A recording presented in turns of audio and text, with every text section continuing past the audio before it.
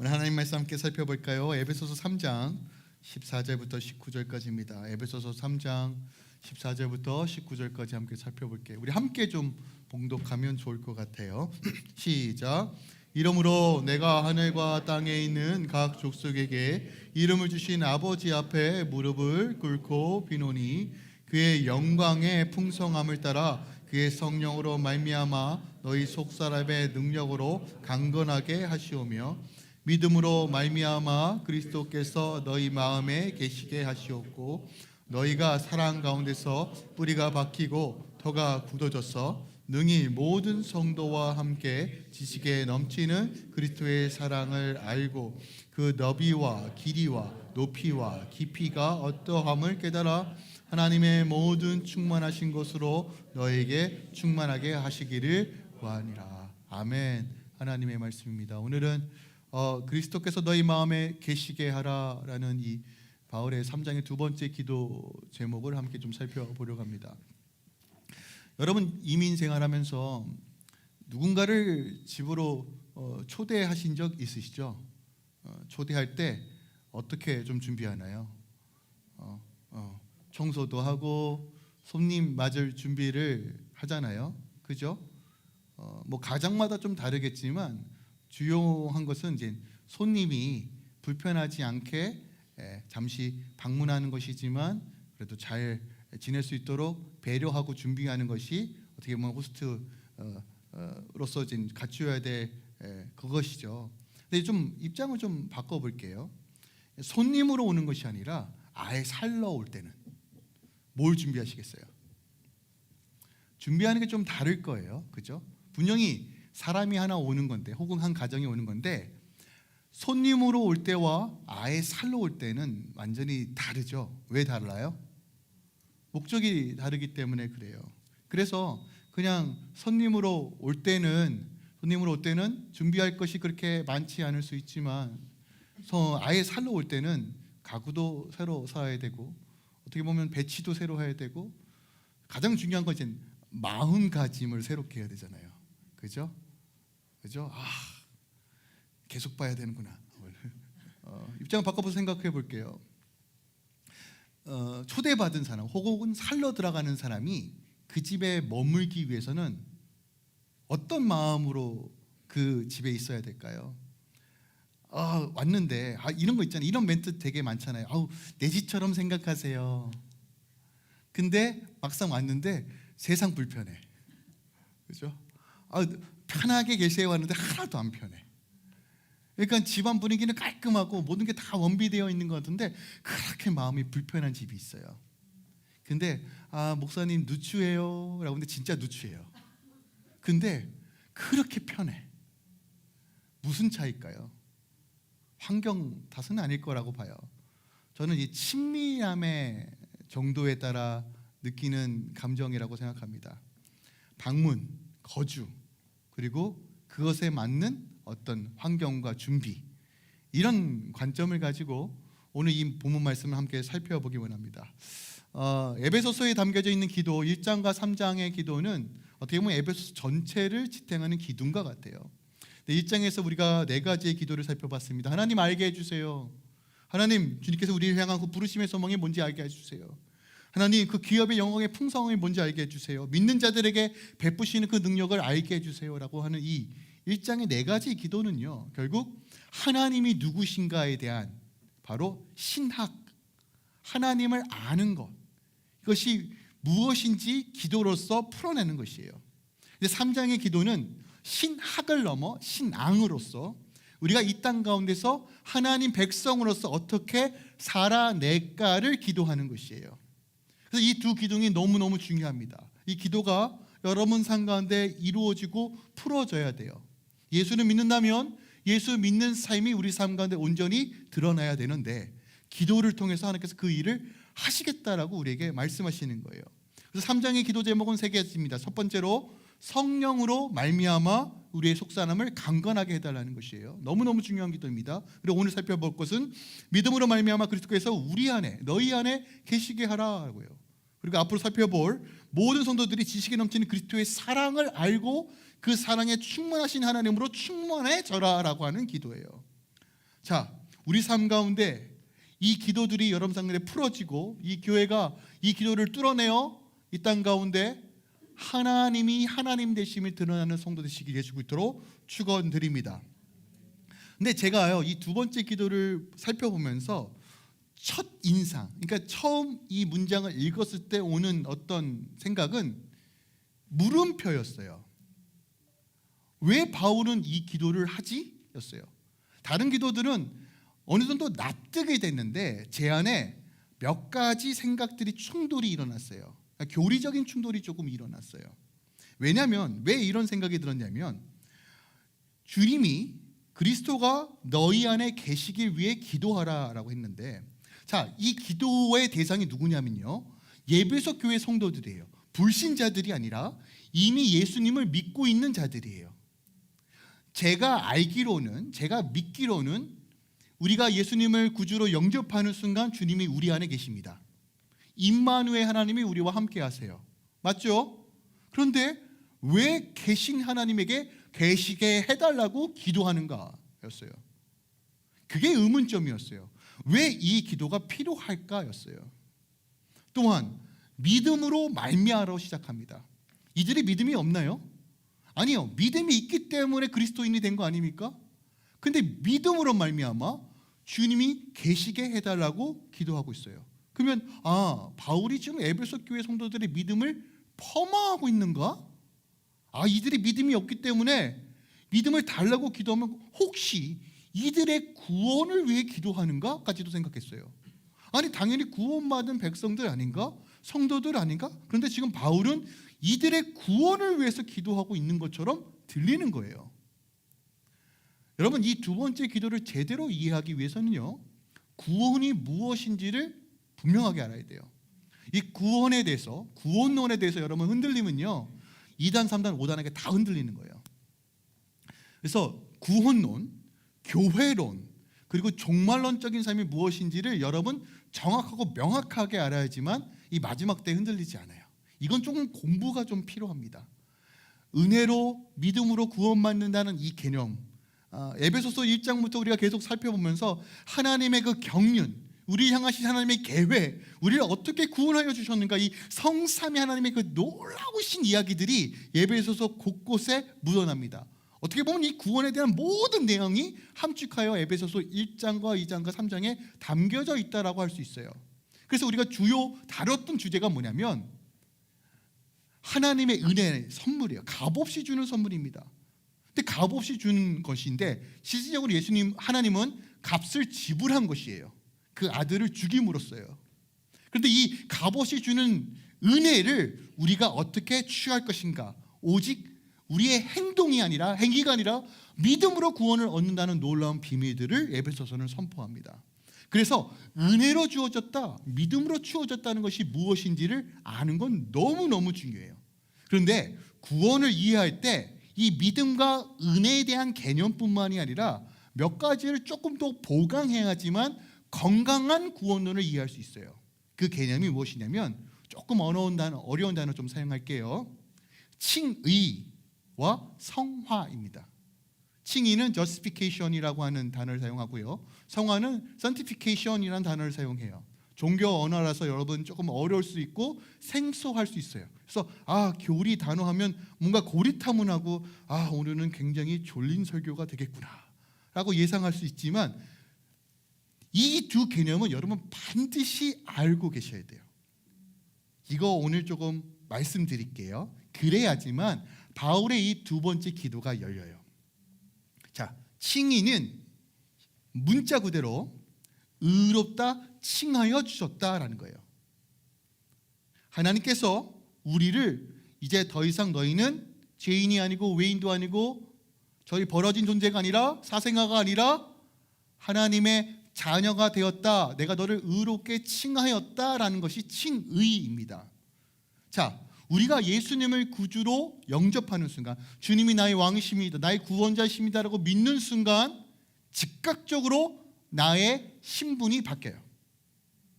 즉각적이에요. 단 한 번에 있는 사건입니다. 내가 죄와 허물로 살아갔던 방식, 세상의 종로로 타던 방식, 죄에 끌려가던 방식, 어떻게 보면 하나님과 전혀 상관없는 인생을 살아갔던 존재였는데 예수 안에서 예수를 믿는 순간 갑자기 신분이 바뀌어요. 뿅! 일어나는 사건이에요. 우린 이것을 구원의 즉각성이라고 말합니다. 죄인이 의인의 신분이 되는 것, 이것을 성경은 대속, 구속, 속량, 리딤, 리즘 이란 단어를 사용함으로써 설명합니다. 그래서 세상 사람들과 예수를 믿지 않는 사람과 예수를 믿는 사람의 구별점은 바로 여기서부터 시작되는 거예요. 신분이 바뀐 거예요. 신분. 여러분 옆 사람을 좀 볼게요.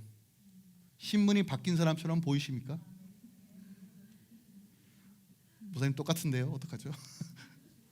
할렐루야. 여러분 하나님의 자녀가 되었습니다.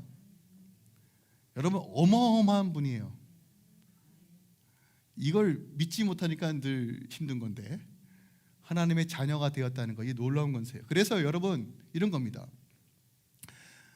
실질적으로 놀이터에 가면 저도 이제 아이를 키우는 입장에서 놀이터를 가면 여러 친구들이 있습니다. 그러니까 주님이 사랑하니까 이 친구도 좋아하고 이 친구도 좋아하고 아이고 할렐루야 잘 같이 잘 놀자 하지만 여전히 여러분의 눈은 누구에게 고정돼 있어요? 여러분의 새끼들 혹은 여러분의 손자들에게 눈이 고정되어 있잖아요. 그죠? 똑같은 잘못을 해도 이러면 안 되지만 팔이 어디에 굽혀요? 내 새끼. 이거 너무 솔직한 거 아닙니까? 그렇죠. 공평하게 인간은 공평하게 살아갈 수 없어요. 그죠? 내가 관심 갖고 내 거라고 생각하는 것에 더 집중하고 사랑할 수밖에 없어요. 자, 하나님이 우리에게 어떻게 표현하시냐면 로마서 8장 1절입니다. 예수 그리스도 안에 있는 자에겐 결코 정죄함이 없다는 거예요. 정죄함. 우리 실수하고 넘어질 수 있어요. 근데 하나님은 정죄하지 않아요. 내치지 않아요. 예전에 제가 저희 어머니에게 너 이 새끼 호적에서 파버리겠다라는 얘기를 들었어요. 구구절절 그 배경을 설명하지 않겠습니다. 하지만 저희 어머니 입에서 그 얘기가 나왔다는 건 무슨 의미일까요? 너 진짜 호적에서 파버리. 여러분 호적에 파는 거 진짜 힘들어요. 협박이죠. 왜 협박하실까요? 화가 치밀어 오르는데 어머니께서 저에게 하실 수 있는 가장 강도 높은 말이에요. 너희 나가. 똑같은 말이죠. 근데 실제로 내치실까요? 제가 겁나서 못 나가죠. 여러분 정죄는 버리는 거예요. 정죄는 관계 끝나버리는 겁니다. 비난과 정죄. 그런데 하나님이 우리에게 뭐라고 말씀하시냐면 예수 그리스도 안에 있는 자에게 정죄함이 없대요. 히브리서 12장 7절입니다. 아들에게 행하는 것은 징계라고 말해요. 징계. 그러니까 우리가 실수하고 넘어질 때 여러분 징계의 목적이 뭐예요? 훈육하고 바르게 세우기 위해서요. 우리 여전히 넘어지고 쓰러질 수 있고 죄로 인하여 하나님과 등을 돌릴 수 있는 상황이지만 하나님은 우리에게 정죄함이 아니라 예수 안에 있는 자에게 징계하신다라는 게요. 그래서 여러분의 하나님의 징계가 있을 때가 복된 겁니다. 여러분 그걸 기억하세요. 이게 아들의 신분에 있는 자들에게 누리는 은혜예요. 그런데 성경은 이것을 칭의라고 말하고 즉각적으로 이루어진다라고 말하면서도 구원의 또 다른 측면을 이야기합니다. 그것이 바로 성화예요. 성화. 성화는 무엇이냐면 신분이 바뀌었어요. 그런데 그 신분에 맞는 수준으로 살라는 거예요. 수준. 이해가 되십니까? 하나님의 아들이 되었어요. 그런데 하나님의 자녀처럼 살지 않아요. 예수를 닮아가는 삶을 살아야 돼요. 근데 여전히 신분이 바뀌었는데 입에서 독이 나갑니다. 죄의 썩은 내가 진동해요. 그러면 신분이 바뀌는 게 무슨 의미가 있냐는 거예요. 그래서 성화는 구원의 점진성이라고 해요. 그래서 예수 믿는 사람은 이 구원의 점진성, 즉 성화를 향해 나아가야 돼요. 그 수준에 맞춰서 우리가 성장해야 된다는 거예요. 우리 말이 바뀌어야 되고 우리 손이 바뀌어야 돼요. 그리스도의 성품, 신의 성품에 참여하는 자가 돼야 돼요. 근데 기억하세요. 이 수준은 절대로 단번에 되지 않아요. 단번에. 여러분 데살로니가전서 5장 23절 이렇게 말합니다. 평강의 하나님이 친히 너희가 온전히 거룩하게 하시고 또 너희의 영과 혼과 몸, 육이 우리 주 예수 그리스도께서 강림하실 때까지 흠없이 보존되길 원합니다. 여러분 어떤 것을 흠없이 보존하기 위해서는 어떻게 해야 돼요?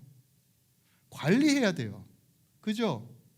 이거 너무 상식적인 거잖아요. 근데 주님 우리에게 말씀하시는 거예요. 주님 오시는 그날까지 육과 혼과 육을 잘 보존하라 해요. 관리하기 위해서는 애써야 됩니다. 결단해야 됩니다. 행해야 된다는 것이에요. 빌립보서 2장 12절도 동일하게 말합니다. 사랑하는 자들아 너희가 복종함으로 두렵고 떨림으로 너희 구원을 이루라 하래요. 그러니까 빌립보서 2장 12절 말씀을 구원의 즉각성으로 해석하시면 안 돼요. 성화의 관점에서 이 말씀을 해석하셔야 돼요. 네, 성경은 보세요. 너희가 머추어해져라, 성숙해져라, 성장해라 라고 하지 않고 구원이라는 단어를 사용해요. 구원. 이것도 구원이라는 거예요. 그러니까 참된 구원은 우리의 신분의 변화뿐만이 아니라 위치, 수준까지도 변해야 된다는 이것이 구원이다라고 말해요. 성경은 명확하게 말합니다. 출애굽 때 이스라엘 백성이 450년 동안 이집트의 종노릇으로 살고 있습니다. 근데 하나님께서 전적인 은혜로 구원해 주세요. 출애굽, 엑소더스 해 주십니다. 문설주에 어린 양을 바르고 죽음의 사자가 지나가게 하시고 홍해를 건너게 하세요. 고린도전서 10장 2절에 보면 홍해는 침례라고 표현합니다. 여러분 침례의 의미는 새롭게 신분이 되었다, 새로운 시작이 이루어졌다는 것이에요. 구원을 의미하는 것이에요. 그러니까 홍해 사건은, 유월절 사건은 즉각적인 구원을 의미하는 겁니다. 그런데 이들이 구원을 받은 후에 어떠한 삶이 시작합니까? 광야의 길이 시작됩니다. 근데 광야에서 인생을 마치는 것이 아니라 어디로 가야 되는 것이에요? 가나안 땅으로 가는 것이에요. 근데 하나님께서 가나안 땅에 가기 전에 광야에서 뭘 훈련시키셨어요?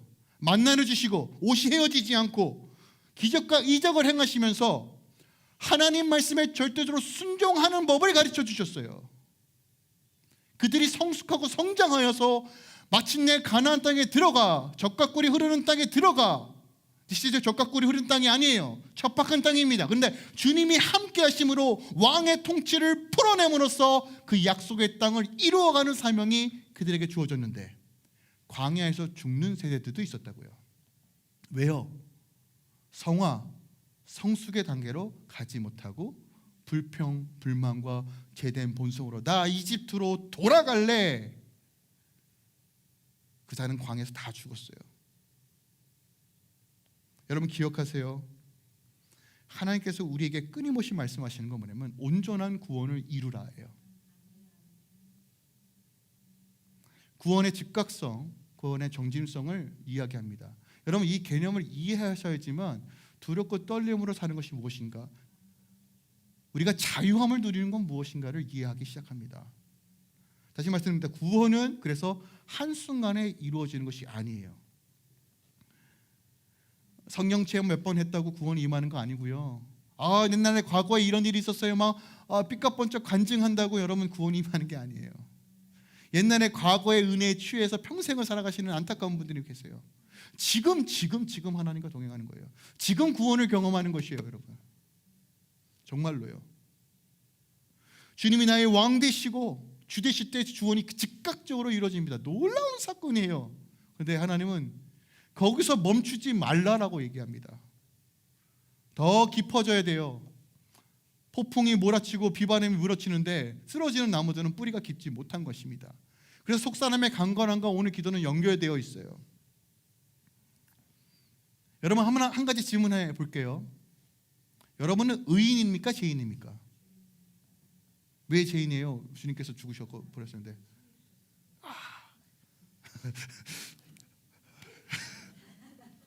여러분 2단 3단들이 가장 많이 질문하는 거예요.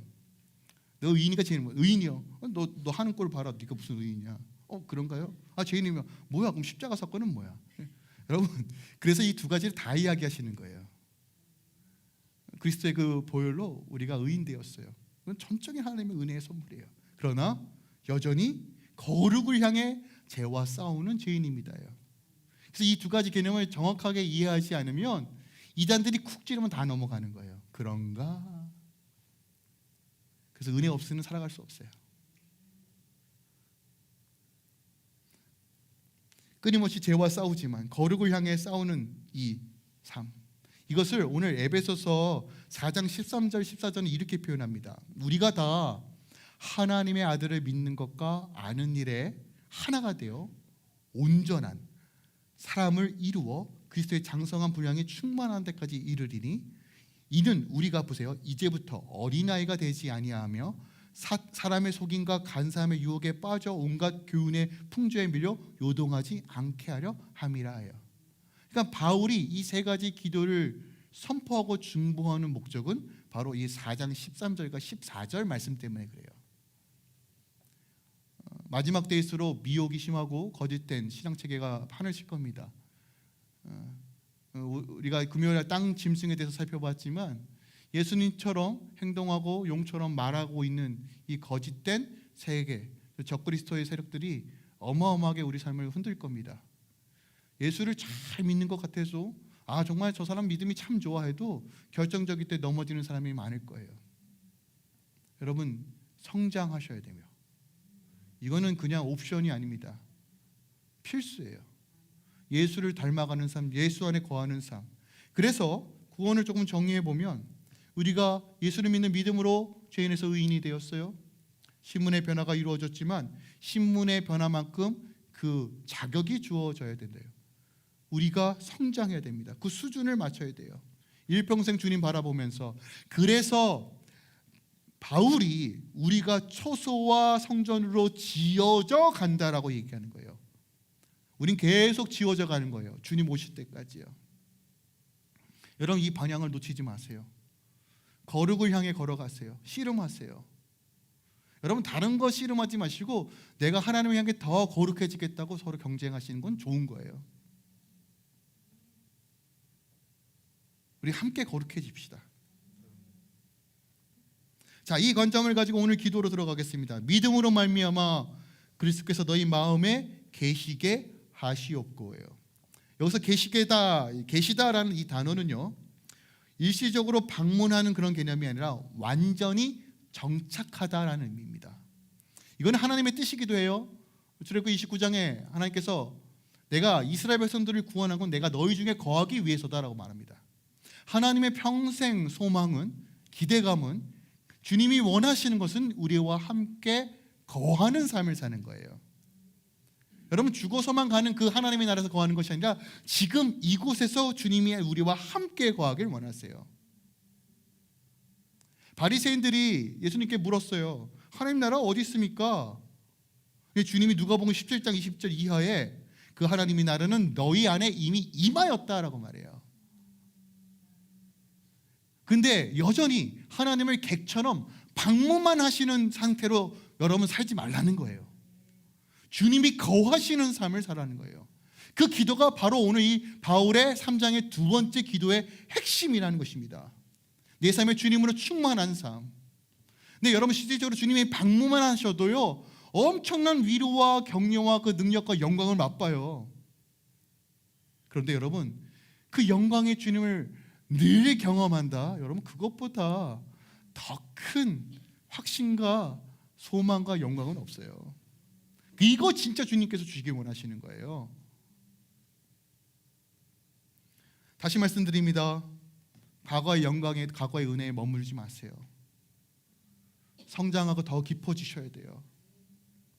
주님 바라보셔야 돼요. 근데 저는 여러분들에게 광신도대라는 얘기 아니에요. 물론 이제 광신도라는 단어가 이제 부정적인 단어긴 하는데, 광신도가 아니라 우리의 내추럴 자체가 주님 안에 거하는 삶을 사는 거예요. 지금 죄로 인해 깨져서 그래요, 우리가. 근데 주님 안에서 온전해져서 주님 안에 거하는 삶을 사십시오. 우리가 살다 보면 맨날 넘어진 곳에 넘어지잖아요, 그죠? 여러분, 자존심 안 상하세요? 저 되게 상해요. 제가 어디서 넘어질지 제가 알아요. 이제 전략도 뻔히 보여요. 그런데 꼭 거기 가서 또 넘어져요.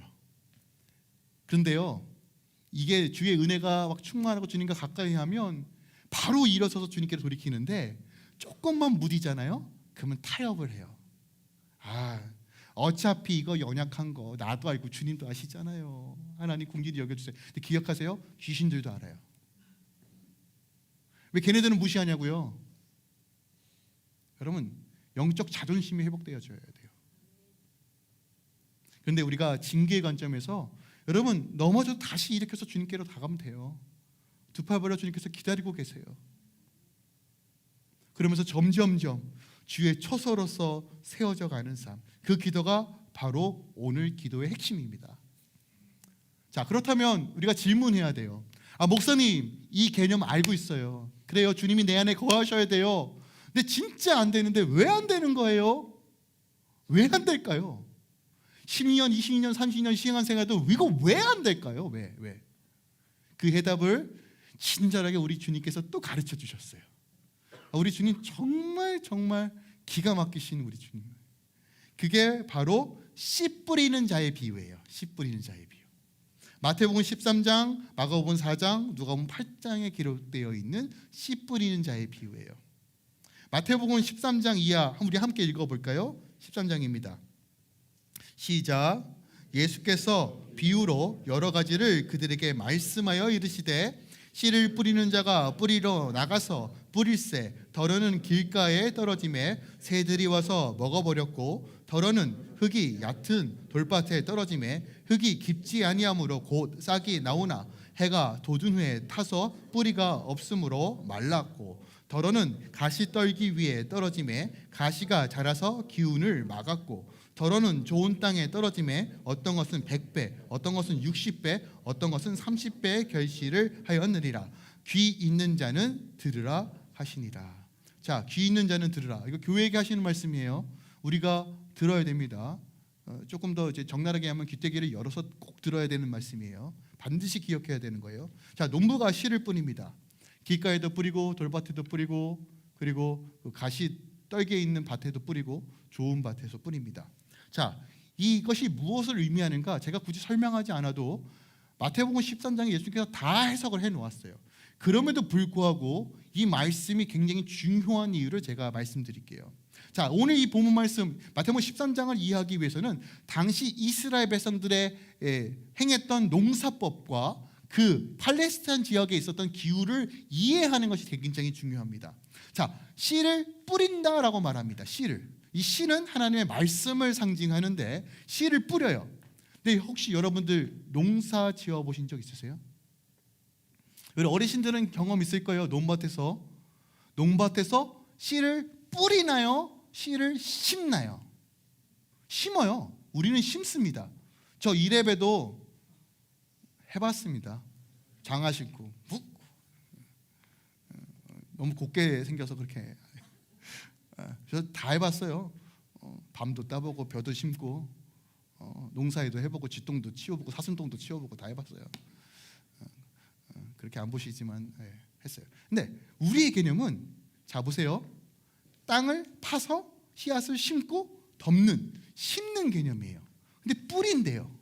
왜 뿌릴까? 희한하죠. 그러니까 이 뿌린다는 것이 이해가 되지 않으니까 길가에 씨를 뿌리는 건 바보짓이야. 이거 왜 이렇게 바보짓이야? 여러분, 씨 뿌리는 자는 주님이십니다. 주님이 바보짓 하나요? 이걸 생각을 잘 하셔야 돼요. 씨를 뿌린대요. 그러니까 이스라엘 백성들은 씨를 뿌리고 그 다음에 흙을 덮어요. 그런 방식으로 농사를 짓습니다. 그리고 이 본문을 이해하기 위해서는 이스라엘 땅 가운데 있는 기후 상태를 이해하셔야 돼요.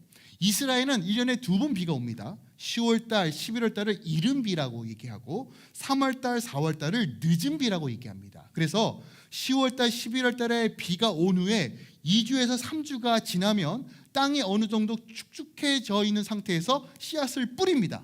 그리고 흙을 덮는 방식으로 농사를 지어요. 그 다음에 그것이 싹이 난 다음에 3월달, 4월달에 비가 한 번 더 와야 되는데 그 비는 결실을 맺기 위한 비예요.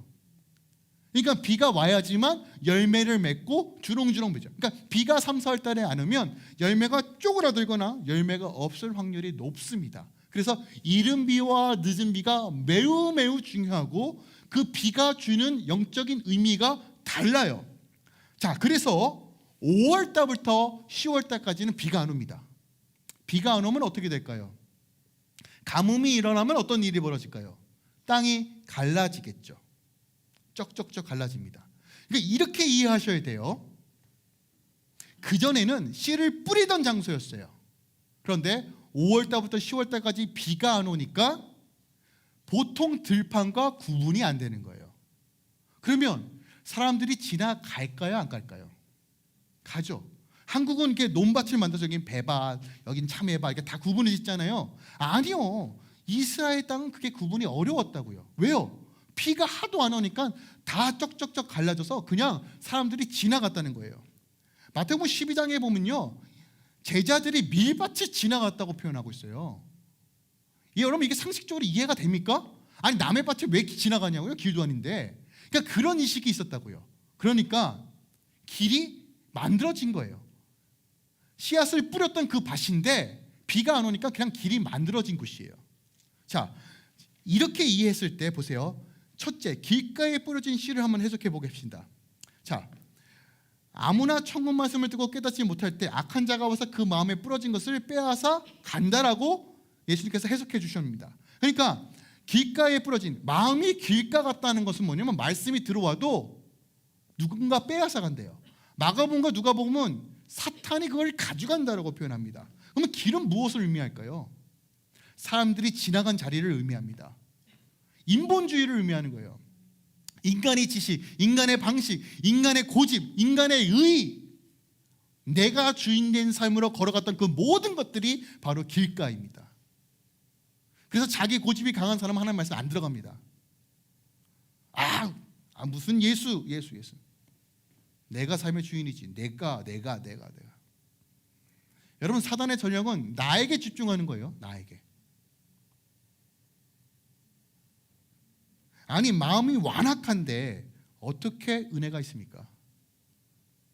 교회에 왔는데 은혜 안 받겠다고 어떻게 은혜를 받아요?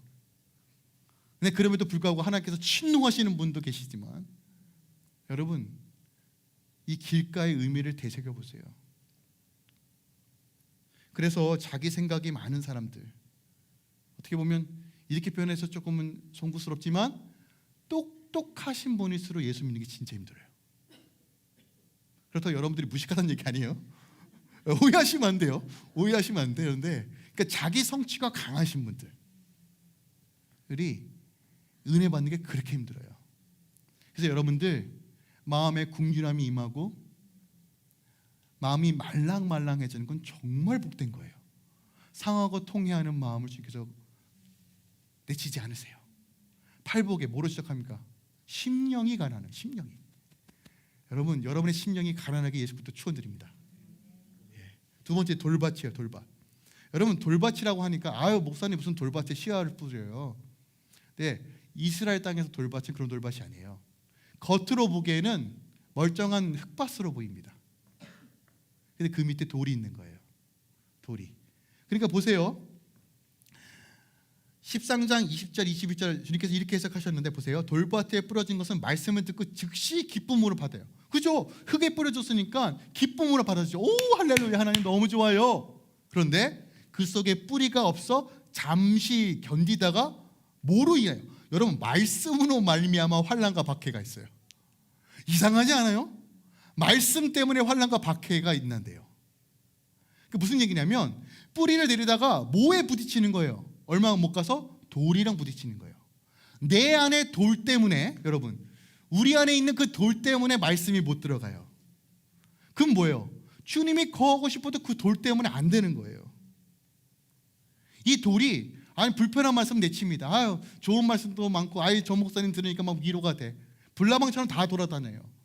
하나님의 말씀을 말씀으로 잊지 않고 내가 내 귀에 좋은 것만 찾아 듣는 사람들. 저는 이 돌이 뭘까에 대해서 고민해 봤더니 결국 우리 안에 쓴뿌리예요. 내적 상처들입니다.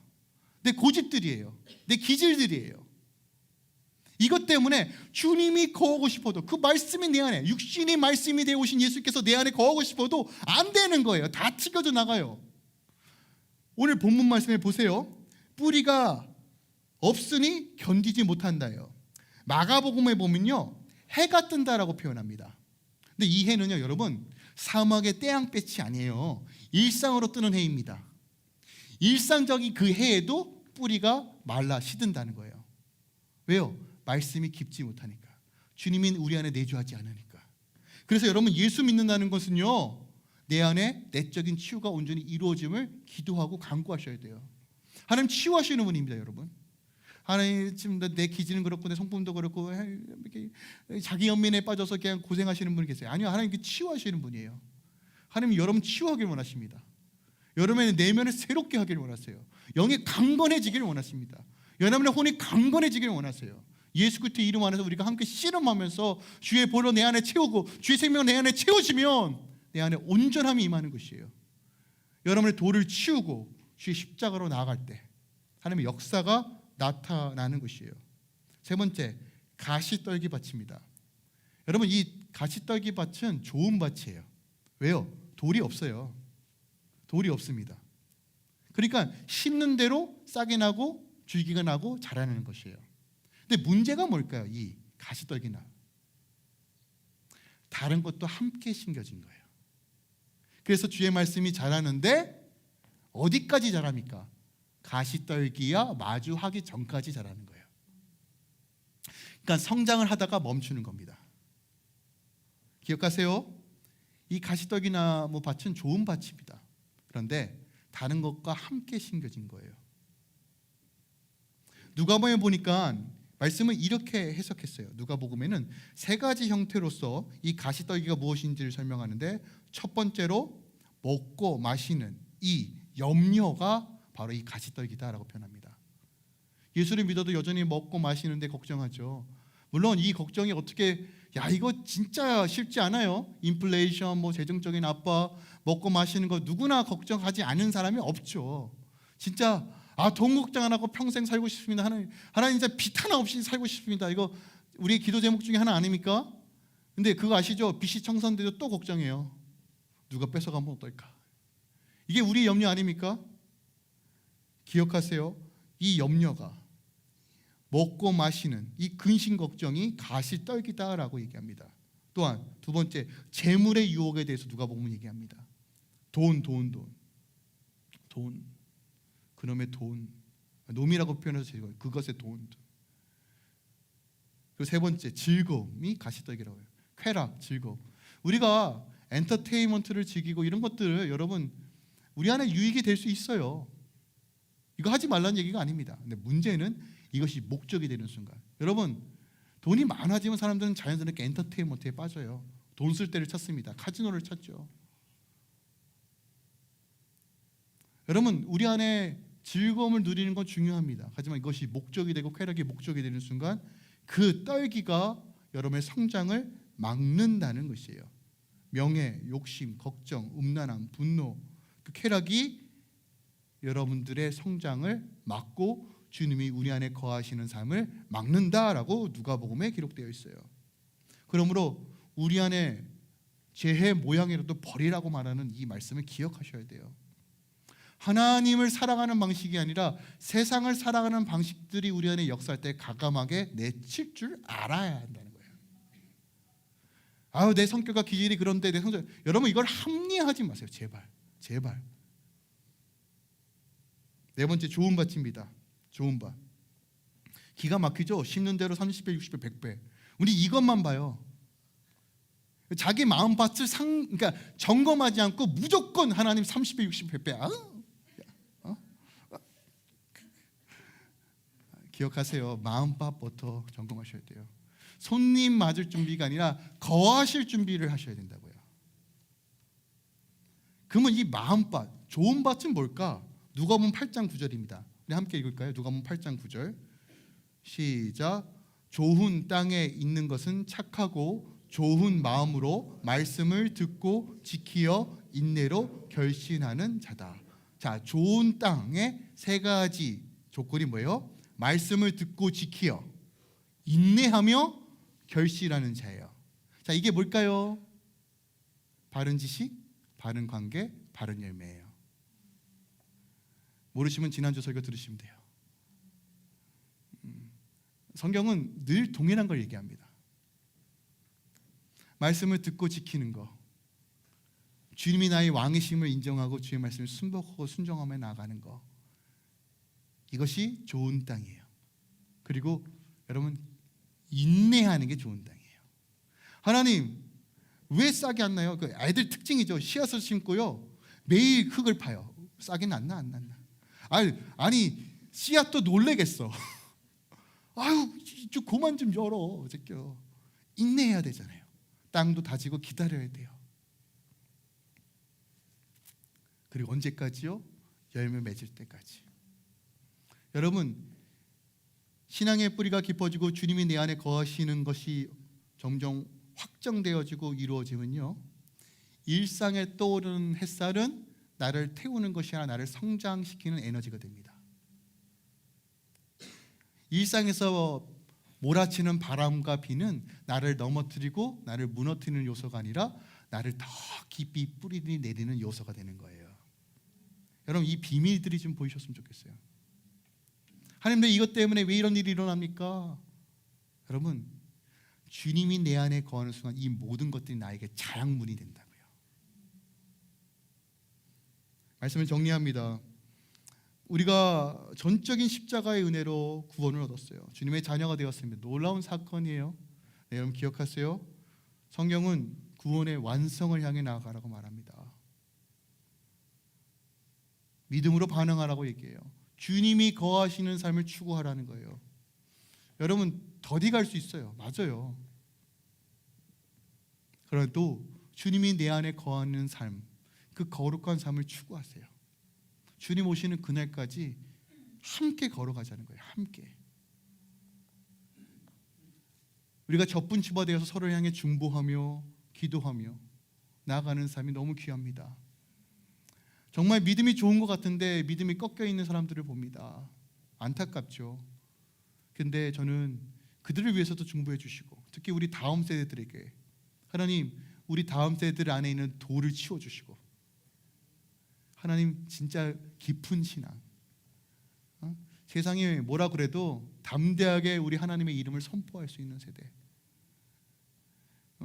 오너한테 왔다 갔다 아유 돈이 주니 너 예수 믿으면 잘라버리겠다 아유 그냥 까라면 까라 난 주님만 바라보겠다로 이 깡따구로 나가는 또 이렇게 얘기했다고 목사님 때문에 직장이 잘렸어요.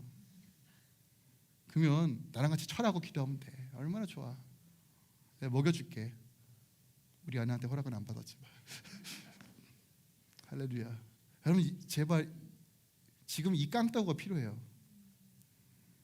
저에게도 질문하는데 쉽지 않은 걸 알아요. 알아요. 근데 기억하세요. 주님이 내 안에 거하는 삶이 전부예요. 그걸 향해 기도하는 거. 여러분 이 기도가 이번 한 주 동안 풀어지길 예수께서 축원드립니다. 그리고 이 기도를 통해서 주님이 내 안에 거하시는 기쁨으로 충만해지는 한 주 되시길 예수 그리스도로 축원드립니다. 잠깐 그 자리에서 일어날까요?